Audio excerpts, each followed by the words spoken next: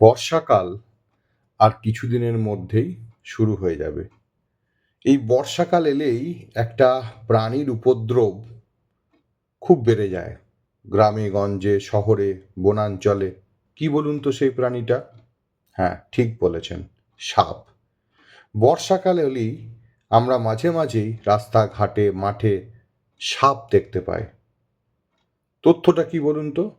প্রতি বছর ভারতবর্ষে প্রায় 3 থেকে 4 মিলিয়ন লোক সর্পদংশন হয় এবং সবথেকে আশ্চর্যের ব্যাপার, তার মধ্যে 58,000 লোক সর্পদংশনে মারা যায়। আর এই 58,000 ফিগারটা পৃথিবীতেও আবার সর্বাধিক। ভারতবর্ষ মানেই সবেতেই প্রথম। সে ডায়াবেটিসই বলুন, সিওপিডি বলুন, আর সাপে কাটাই বলুন। তাহলে আমি আমার এই ভিডিওতে আজকে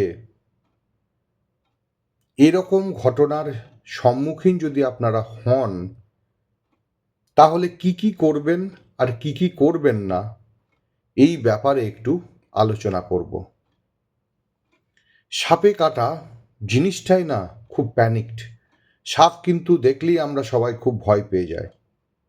অনেক সময় বাঘটাকের থেকেও বেশি ভয় পায়।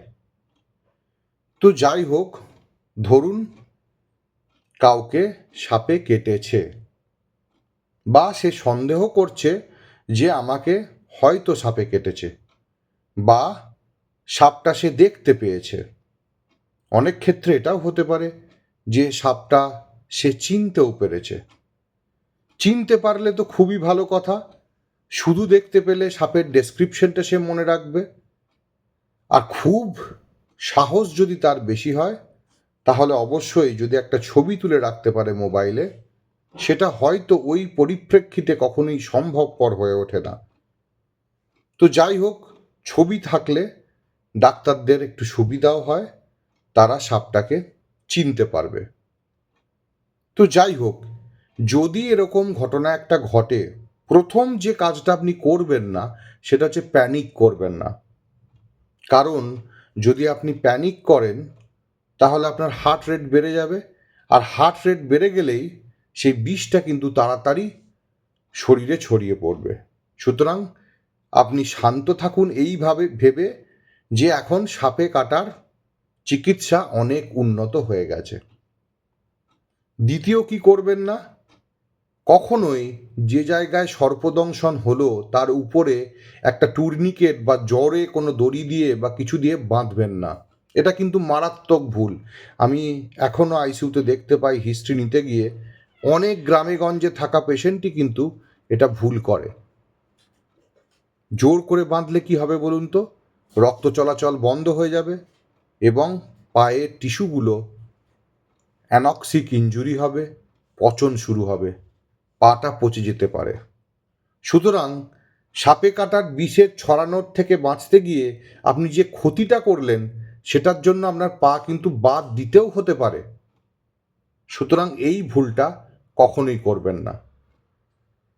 যে জায়গায় সর্পদংশন হলো বা কিছু কাটলো, সেই জায়গাটা কখনোই চিরে দেবেন না রক্ত বার করার জন্য। অনেকের এটা মাথায় থাকে যে ওইখানে সাপের বিষটা আছে, চিরে রক্তটা বার করে দিই, তাহলে রক্তের সাথে বিষটা বেরিয়ে যাবে। কিন্তু সেটা কখনোই নয়।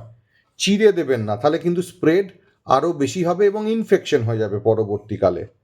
অনেকে আবার ওই জায়গাটাকে মুখ দিয়ে শাক করে নিতে চায় যে বিষটাকে বার করে আনি, সেটাও কিন্তু একটা ভুল পন্থা। কফি বা অ্যালকোহল খাবেন না, কারণ ওই সময়ে এই দুটো জিনিসের প্রভাবে সাপের বিষ কিন্তু তাড়াতাড়ি শরীরে অ্যাবজর্পশন হয়।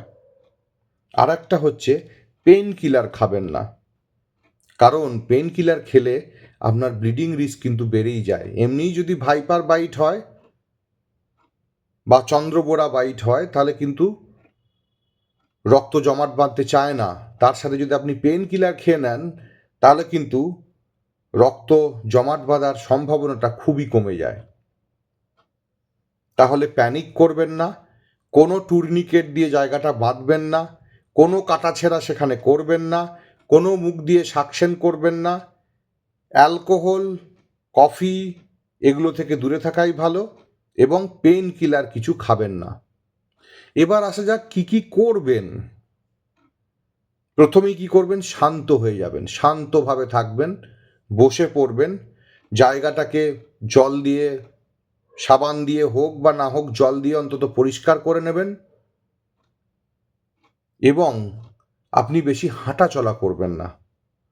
রাদার আপনি যেখানে ধরুন আপনার ডান পায়ে সর্পদংশন হয়েছে বা কিছু কামড়েছে, আপনি ডান পাটাকে একটা বালিশের উপর রেখে পাটাকে ইমমোবিলাইজ করে রাখুন, পাটা বেশি নড়াচড়া করবেন না, এবং চেষ্টা করুন যে পাটা যেন হার্টের লেভেলের তলায় থাকে, নিচে থাকে। তার ফলে কি হবে, বিষটার হার্টে পৌঁছতে অনেক বেশি সময় লাগবে।